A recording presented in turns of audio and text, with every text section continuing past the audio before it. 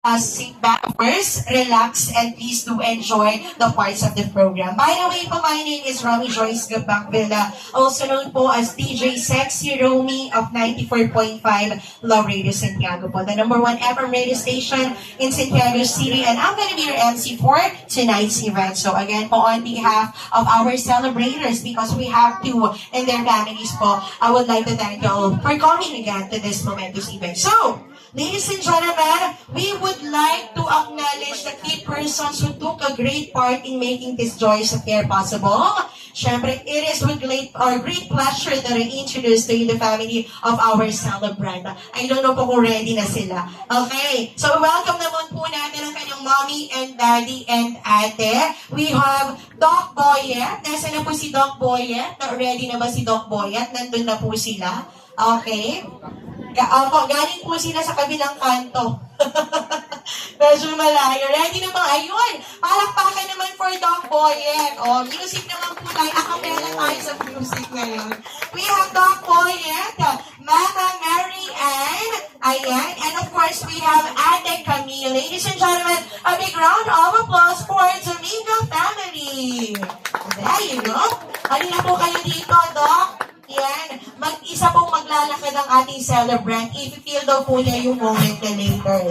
Yes. Ayun, ladies and gentlemen, palakpakan po for Domingo family. Then they are. Yeah, that's more like it. Come on. Boy, ang saya naman ito po. Dapat pala si Stevie ang ganda ko doon.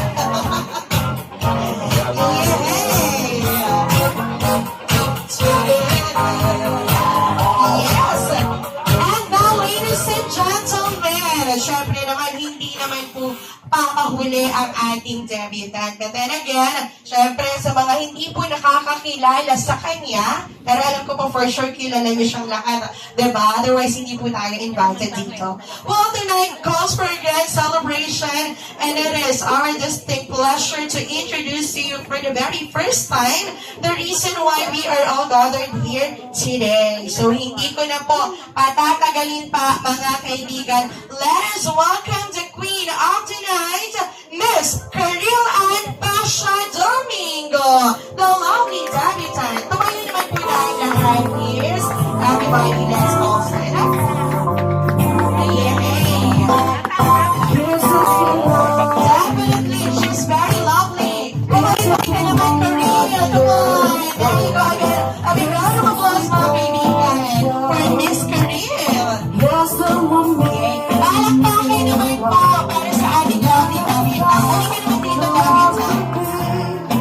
Yan. Medyo patone down po ng music. Hello, Miss Karil. Happy birthday. You're so pretty, especially tonight. How does it feel to be celebrating your 18th birthday with lots of people, ayan, around you na talaga namang love na love ka? Super happy na nandito po kayo lahat. And appreciate ko yung mga effort. Lalo na wala. Yun, sana po mag-enjoy kayo lahat. There you go. Palakpakan naman po natin. And Miss Karil, sabi nila, very blessed tayo and we're very fortunate kapag ang mga parents po natin talagang nagsasacrifice, o diba, para sa atin. And of course, nag-effort to make your 18th birthday, nag-effort to make your 18th birthday a special one. Alright? So why don't you hug and kiss your mom and dad, and of course your sister. Come on, hug and kiss mo naman ang mom and dad mo. Yes, you should be thankful. Say thank you. O diba? Tapos iritan mo pa kung anong regalong gusto mo pa. Diba? Wow. Tapos si ate kunwari hindi kayo nag-aaway. Alright. Again, bigyan lang po natin sila ng pagkakataon for a family photo. Doc Boy, nag-aapura po. May lakad sito. Alright. Huwag na po tayong uupo, mga kaibigan. Siyempre, hilingin po natin ang guidance ng ating Panginoon through an opening prayer from Ma'am Lona Lourdes. Yes.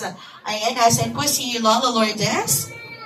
Palakpakan naman po natin si Lola Lourdes, mga kaibigan.